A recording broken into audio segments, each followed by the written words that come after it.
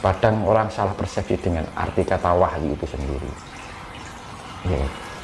Coba didefinisikan. Lah, wahyu itu adalah ketika kita mampu membaca sesuatu yang tidak mudah dimengerti oleh manusia. Karena apa? Ilmu kerahasiaan Tuhan. Dan kita mampu mengimplementasikan dalam kenyataan kehidupan sehari-hari. Itu adalah wahyu. Yeah. Nah, akhirnya karena berkah dong. Akhirnya dengan itu kita mendapatkan berkah. Iya. Nah, makanya itu disebut wahyu. Tanpa wahyu itu ya kita nggak akan apa-apa. Kita menjalankan itu dulu. Kita menemukan kesejatian Tuhan dengan ilmu kerahasiaan dunia. Ya, nah itu kan butuh iki mau mas. Cipta wening rasa sejati, akhirnya udah ditemu nalar. Akhirnya kita memaknai kehidupan ini, kerahasiaan ilmu. Jadi wong Jawa diarani ilmu wadining Gusti. Ya kan? Astinus wening sama hening itu sama aja, wening sama hening lah bahasa Indonesia. Oh, wening itu bahasa Jawa. Anu. Nah, lalu bedanya hening sama apa? Ngelamun. Kuwi ngelamun ya beda meneh. Ngelamun ngerambyang. Suwene pikirane aja ngrambyang. Iya tak? Nggih. Nah, makanya kan orang Jawa itu selalu tentang bagaimana keilmuan kerahasiaan Tuhan. Itu masuk dalam ilmu sastra Jendro Hayuningrat Pangruwating Diyu. Lah, ilmu sastra Jendro Pangruwating Diyu itu adalah ilmu tan wonten malih. Apa itu? Ilmu tan wonten malih itu sudah tidak ada ilmu yang setinggi dari itu. Puncak dari ilmu. Sumber. Puncak dari ilmu. Ilmu tentang kerahasiaan Tuhan. Itu sebenarnya sastra Jendro itu boleh dijabarkan, diungkapkan nggak sih? Dijabarkan bagi orang yang mampu mengerti, bukan karena copy paste. Kalau kita mengemadarikan ilmu sastra Jendro tapi kita tidak pernah memahami sendiri dan tidak apa karena membaca lah gitu. Nggih. Ya, berarti kan orang sekolah pengalaman itu. Makanya ketika kita membicarakan ilmu sastra Jendro, kita benar-benar paham dan bisa mengimplementasikan di dalam energi dalam tubuh kita sendiri. Sejati ini murid itu kok. Jadi digulai apa kok? Saya tonton ini mau. Coba, berapa menit yang latih gulai ini? Ya, bisa ya itu tadi surga itu tadi. Jabarkan lagi ya? Ya surga. Ketentraman itu makanya kan harus bisa berdamai dengan diri sendiri. Jangan sampai kita kehilangan kedamaian di dalam diri kita sendiri. Karena kan akarnya kedamaian itu simbolnya jantung yang stabil di mana mengatakan. Akhirnya menemukan Roh Kudus loh mas. Jiwa yang bercahaya ini, aura yang positif. Jiwa yang suci. Akhirnya menemukan rasa sejati yang diarani putra Allah, yang diarani gitu. Yang ngerti putra Allah, yang ngerti bapaknya. Kan ilmu.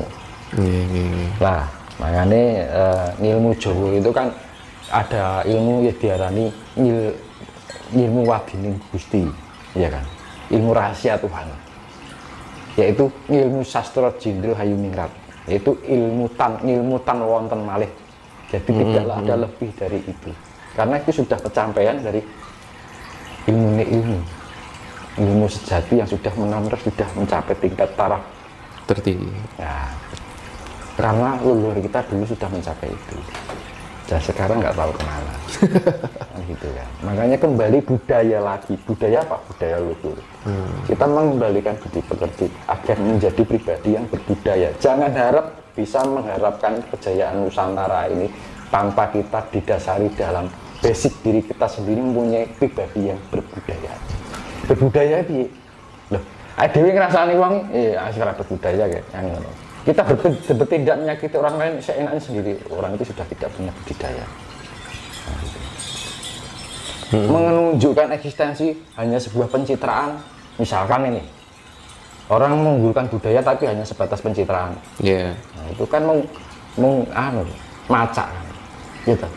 Jadi anggap wah ini nggak budaya loh, tapi di jalannya kosong. Nah, jangan sampai itu terjadi. Nah itu saya berbilang begini apa? Agar kita tuh membawakan sesuatu tuh tahu basicnya, tahu apa yang kita bawa. Dan satu utamanya itu Iya, iya. Jangan kita terlalu jauh dulu. Diri kita bagaimana, kan gitu.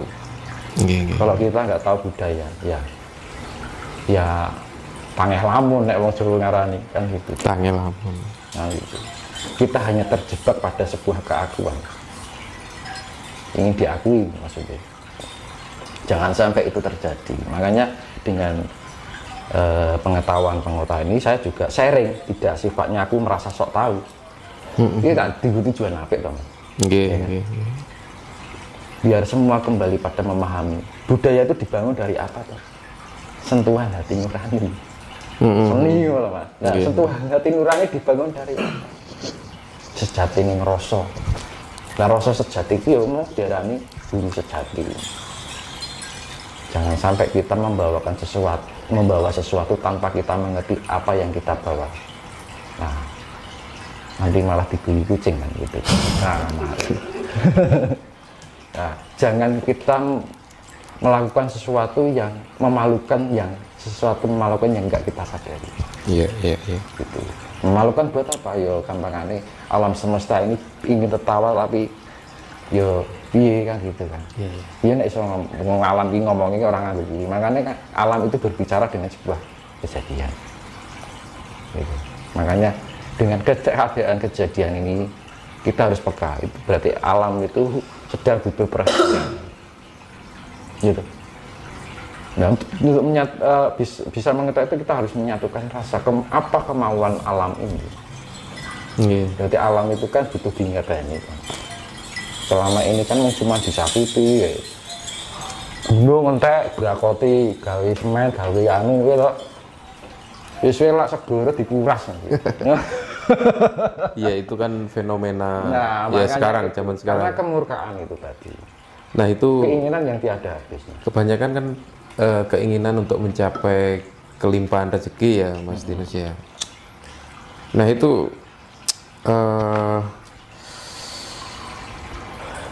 bagaimana cara meditasi untuk mencapai keinginan tersebut? Maksudnya Kelimpahan rezeki itu tadi. kalau meditasi tidak untuk itu, Mas. Karena gini, itu tadi. Kalau kita sudah belajar kan meditasi kan bagian dari spiritualitas ya. Iya. Gitu. Kita mendapatkan sesuatu tapi tanpa kita meminta. Ibaratnya ini bejo ini. Nek njaluk iki berarti kan wis dipamrih. Iya. Ya Tuhan, aku njaluk mobil. Ya Tuhan, aku njaluk rondo telu kan gitu kan. Oh toh. Ya toh. Besok anu gila, ini pikirannya kerambian, ya toh. Padahal untuk menjadi kita menemukan sejati itu adalah menemukan suwung, hong. Iya. Nah, ketika hong itu kita bisa menselaratkan satu kesatuan yang namanya 5 unsur anasir alam. Ya. Banyu, angin, geni, bumi, banyu, angin, bumi, geni, lan angkasa. 4 sifat ibu pertiwi, 1 sifat angkasa. Kita sudah menunggalkan, maka di situ kita akan menemukan kesejatian semesta ini. Ya memang pada hakikatnya seperti itu. Karena apa? Kita kan sah-sah saja meminta. Tuhan adalah tempat untuk meminta. Nah, itu menurut Sebenarnya Mas Dimas, budaya itu zaman sekarang itu sudah terlalu terbudidaya dengan budaya seperti itu ya. Iya. Gitu. Sama menjaluk. Iya. Oh. Nah, bu sekali menehi kan itu. Gitu. Itu merapek di alam semesta itu. Orang menjaluk. Iya. Rada isin. Lah Terus iya. diwenehi wakeh ora syukur malah. Misalnya Gusti Allah dihitung ambekan loro perlu itu kan gitu. Lah, Kan gitu. Apa Gusti Allah pernah ngitung? Itu sudah menjadi rezeki loh. iya. Apa nek rezeki itu kudu nganggo duit. Kan? Iya. Iya. Nah, makanya kan untuk mencapai itu kan kita ketenangan. Sebenarnya kan apa yang kita berikan, kan gitu. Bukan apa yang kita minta. Minta. Zaman sekarang kan mengenai jalur. Iya. Ketika kita memberikan dengan alam semesta sang itu tuh memberikan yang sama rasa. otomatis itu akan hukum alami, hukum feedback, Mas. Iya. Nek njaluk mesti dituruti. Gusti Allah ki Maha Pemurah. Apa to sing ra dijaluk manusa kan. Ning yo ki mau bal-balike wong nek wong dituruti karepe kok enake itu kurang. Ya itu manusia. Kadang apa ada Akhirnya apa? Itu membentuk mindset otak manusia, akhirnya terbawa dengan meminta terus njaluk meneh. Ya akan seperti itu terus. tetap diberi, Akhirnya menjadi mindset, akhirnya menjadi karakter. Akhirnya menjadi nasib. Loh, jenengan rasa jaluk orang mungkin jenengan mati kalian. Iya. Gampangane ngono. Percaya itu. Tapi lo wong saiki lo. Makanya ada kata manungsa kuwi menangidi itu bawase sok ana ing astane Gusti. Ya, manusia berhak untuk berusaha. Tapi kehendak itu adalah Sang Maha Pencipta. Kita hanya berusaha aja. Iya. Ngomong jaluk kan ora ana usaha. Gitu. Apa nggur tengok uduk ning omah duwe teko dhewe.